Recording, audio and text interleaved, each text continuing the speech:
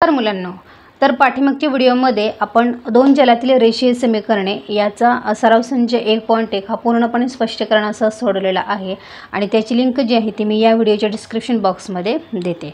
तर आता या चॅप्टरमधला आपल्याला पुढचा मुद्दा बघायचा आहे, तो आहे दोन चलातील रेषीय समीकरणाचा आलेख, म्हणजेच त्याला आपण इंग्लिशमध्ये काय म्हणतो तर graph of a linear equation in a two variable.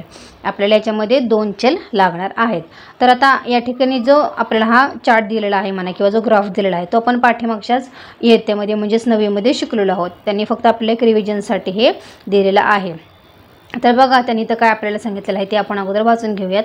मागील इयत्तेत दोन चलातील रेषीय समीकरणाचा आलेख ही एक सरळ रेषा असते असे आपण अभ्यासले आहे, बरोबर। पाठीमागच्या वर्षामध्ये त्याची रिलेटेड आपला चॅप्टर सुद्धा झालेला आहे आणि आपण आलेख सुद्धा व्यवस्थित आलेख पेपरवरती काढून सुद्धा मी तुम्हाला ते एक्सप्लेन केलेलं होतं। जी क्रमित जोडी दिलेल्या समीकरणाचे समाधान करते ती जोडी त्या समीकरणाची उकल असते, बरोबर। हे सुद्धा आपल्याला माहीत आहे। तसेच ती क्रमित जोडी त्या समीकरणाच्या आलेखावरील एक बिंदू दर्शवते।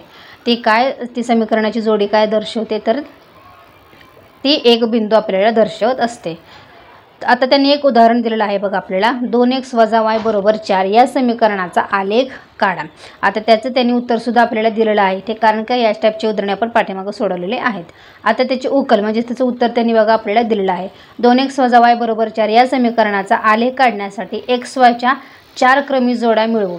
आता बघा, आता या ठिकाणी पुढे आपल्याला ना प्रत्येक ठिकाणी आलेखाच्या 4 क्रमित जोड्या आपल्याला वापरायच्या आहेत। आता किमान 4 जोड्या का वापरायच्या तर याचं सुद्धा आपण जे एक्सप्लेनेशन आहे ते त्यांनी पुढे आपल्याला चौकोनामध्ये दिलेलं आहे ते आपण समजून घेणारच आहोत। पण तत्पूर्वी आपण हे जे एक्झाम्पल त्यांनी दिलेलं आहे ते अगोदर आपण सोडून घेऊया।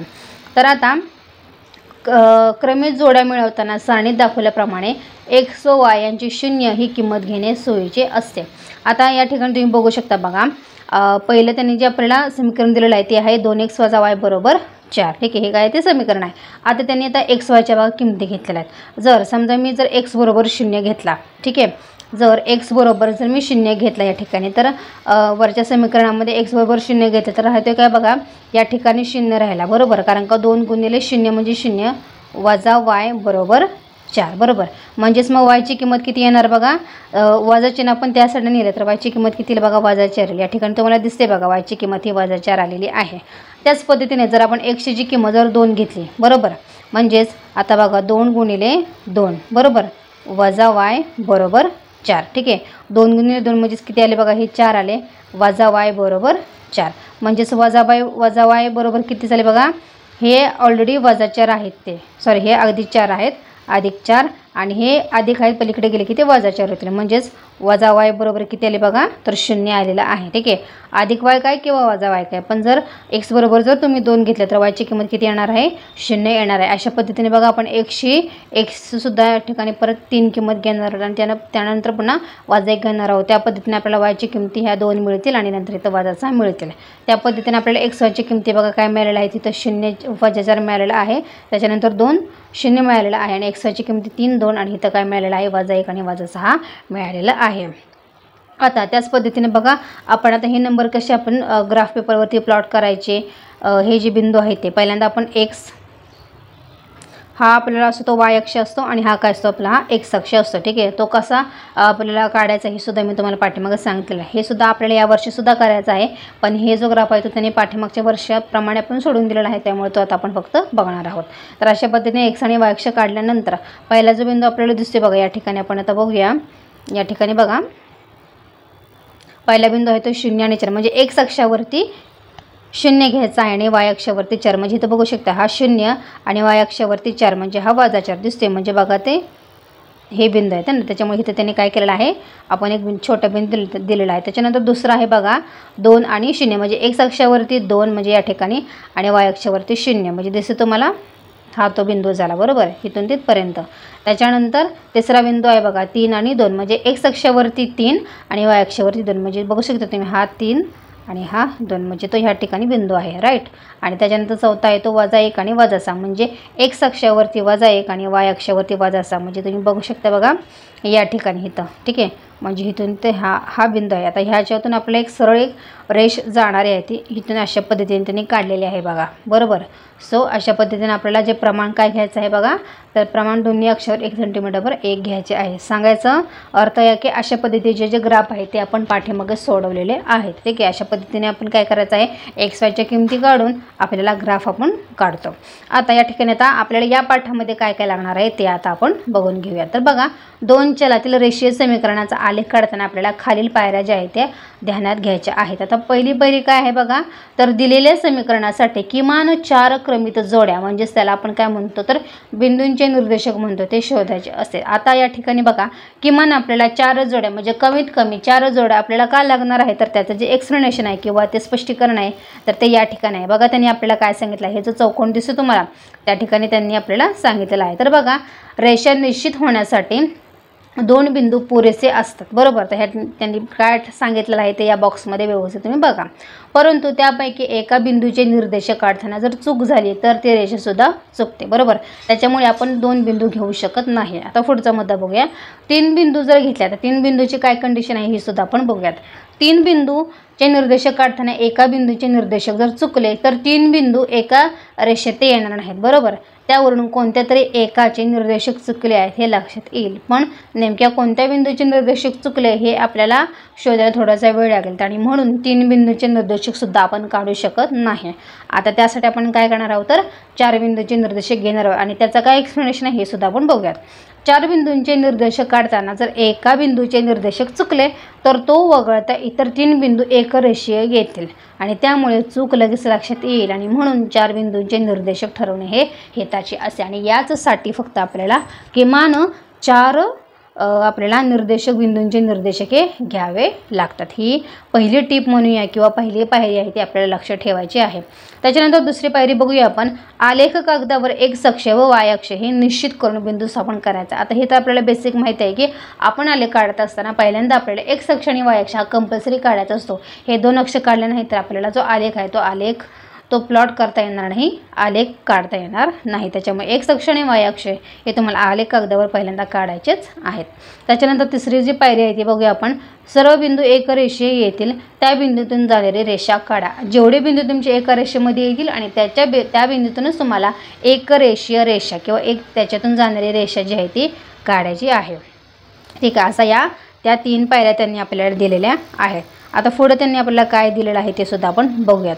आता एक समीकरण आहे बघा, 0x + y = 2. हे समीकरण सोयीसाठी आपण काय लिहूया. आता 0x आहे म्हणजे तिथं 0च असणार आहे, म्हणजे त्याची yची किंमत किती येईल तर ते 2 येणार आहे, बरोबर.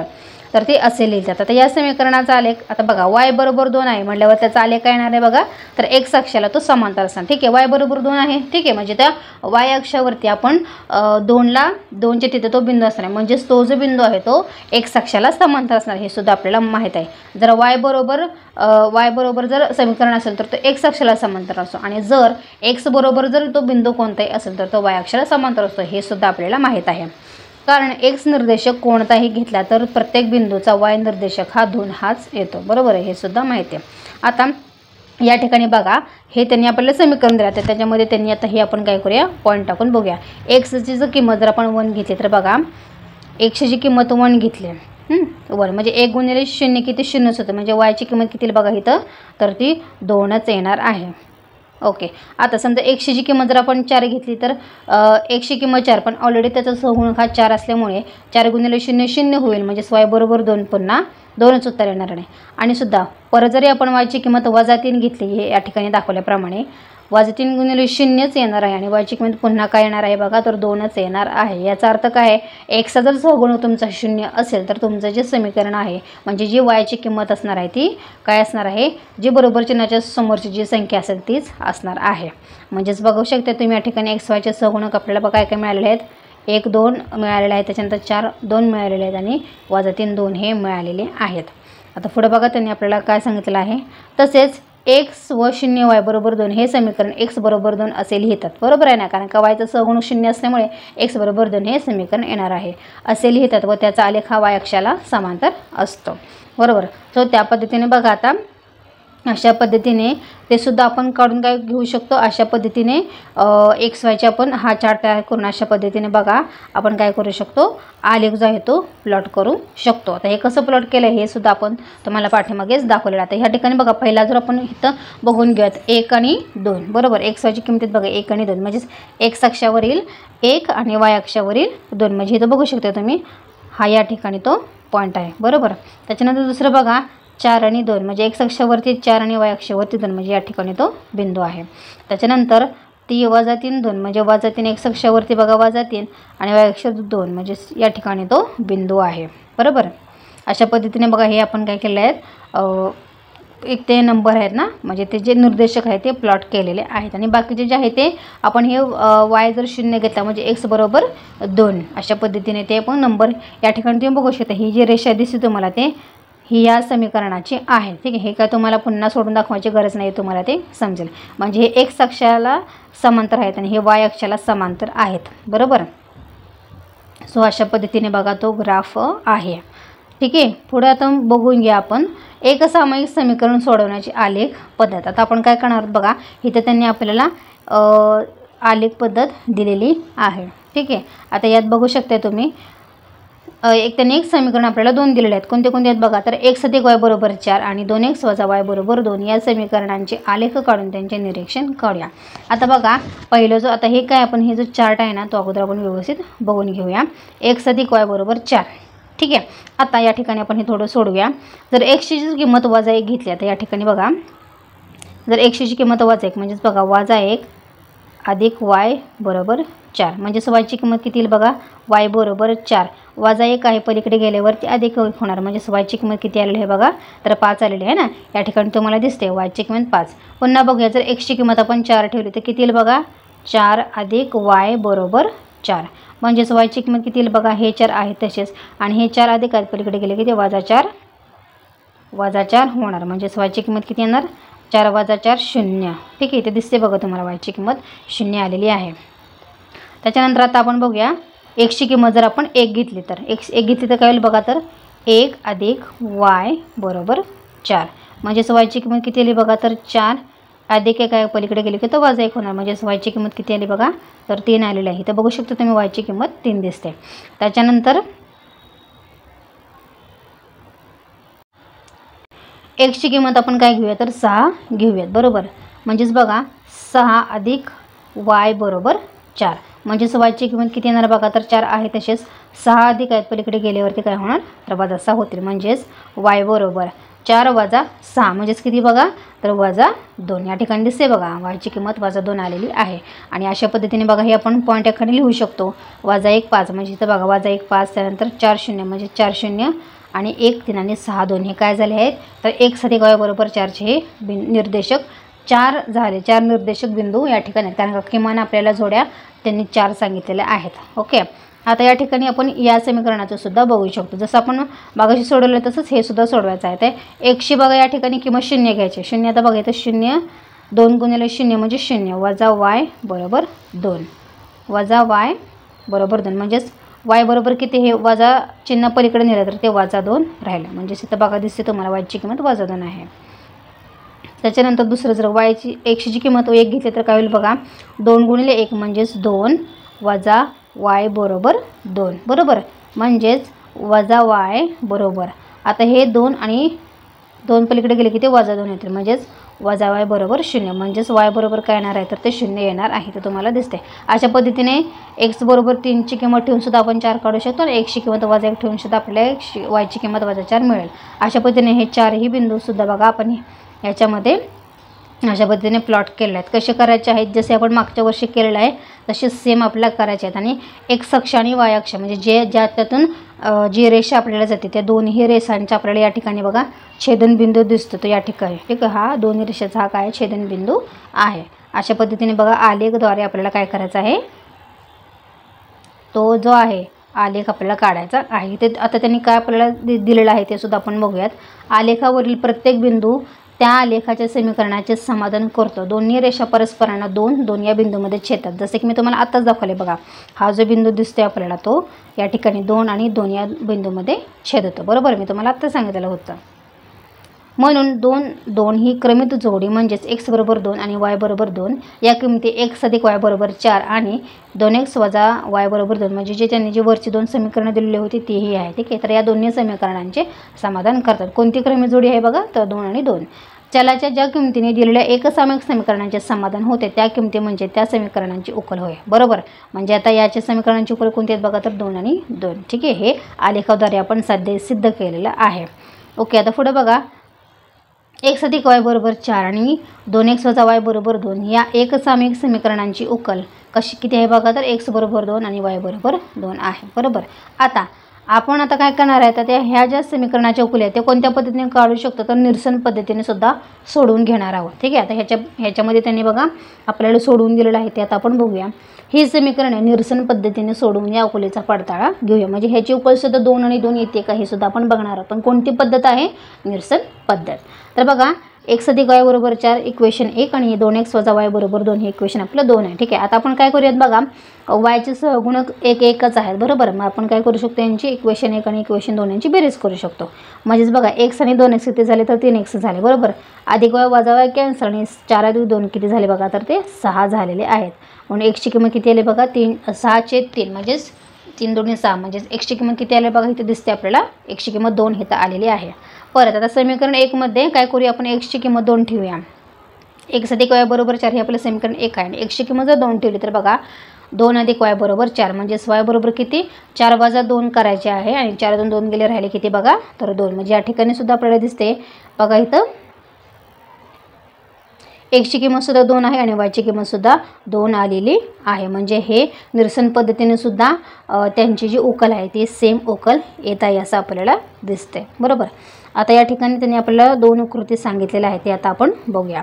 x वजा y बरोबर 1 आणि 5x वजा 3y बरोबर 1 हे एकसामायिक समीकरणे आलेख पद्धतीने सोडवण्यासाठी खाली दिलेल्या सारण्या पूर्ण करून निर्देशके मिळवा. बरोबर, आता या ठिकाणी बघा आपल्याला काय करायचं आहे, निर्देशके आपण मिळवूया आणि आपण आलेखसुद्धा या ठिकाणी काढूया. आता पहिले जे समीकरण आहे बघा, या ठिकाणी मी तुम्हाला झूम करून दाखवते. तर इथं बघा समीकरण आहे x वजा y बरोबर 0. आता जर x ची किंमत आपण 0 घेतली तर इथं काय होईल बघा, म्हणजेच इथं बघा 0 वजा y बरोबर 1 म्हणजेच वजा y बरोबर 1 म्हणजेच y बरोबर वजा जर तिकडे नेले तर y बरोबर वजा 1 म्हणजेच इथं आपल्याला y ची किंमत वजा 1 मिळते. ओके, त्याच्यानंतर y ची किंमत आपल्याला 0 घ्यायची आहे. म्हणजेच बघा x वजा 0 म्हणजे 0 बरोबर 1 म्हणजेच y जर 0 असं ना x ची किंमत किती येते, तर ती 1 येते. इथं आपण 1 लिहूया.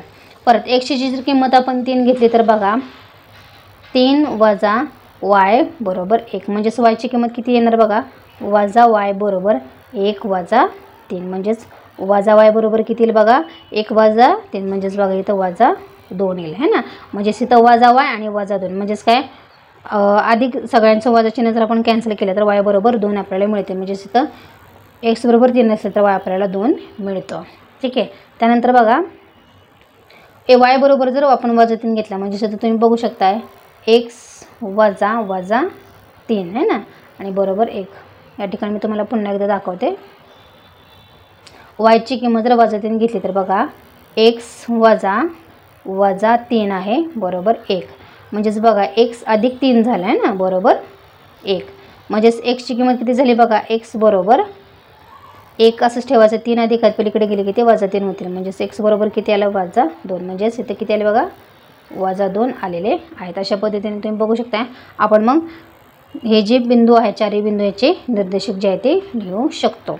त्याच पद्धतीने आपल्याला ह्याचं सुद्धा काढायचं आहे ते आपण काढू शकतो. आता इथं काय दिलेलं आहे बघा, त्यांनी एकाच निर्देशक पद्धतीवर वरील निर्देशांकानुसार बिंदू स्थापन करायचे आहे आणि समीकरणांचे आलेख काढायचे आहेत आणि रेषांच्या छेदनबिंदूचे निर्देशक वाचा आणि त्यावरून एकसामायिक समीकरणांची उकल सुद्धा आपल्याला लिहायची आहे. ठीक आहे, बघा या ठिकाणी तुम्हाला आलेख दिसतो आहे. ठीक आहे, तर इथं आपण दोन्ही आलेख बघा या ठिकाणी 2 रेषा आपल्याला दिसत आहेत. एक तर आहे 5x वजा 3y बरोबर 1 आणि दुसरी आहे x वजा y बरोबर 1. आता या दोन्ही रेषांचा जो छेदनबिंदू आपल्याला तिसऱ्या चरणामध्ये दिसतोय बघा, त्यांचा छेदनबिंदू आहे वजा 1 आणि वजा 2. ठीक आहे, हे आपल्याला दिसते.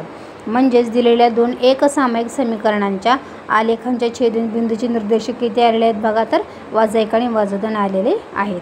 आणि म्हणून दिलेल्या एकसामायिक समीकरणांची उकल ही किती आहे बघा, तर -1 आणि -2 आहे.